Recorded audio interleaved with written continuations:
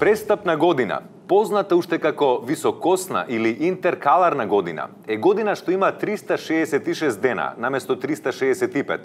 Односно, тоа е година во која во јавноста се појавува најскапиот пензионер во државава, господинот Бранко Црвенковски.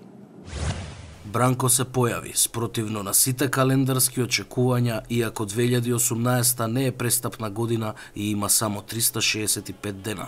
Според Скопското астрономско друштво, станува збор за несекојдневен предреферендумски и интергалактички феномен, односно завлегување на созвездието БЦ во видното поле од земјината топка, при што настанува краткотрајно затемнување на соседното созвездие ЗЗ.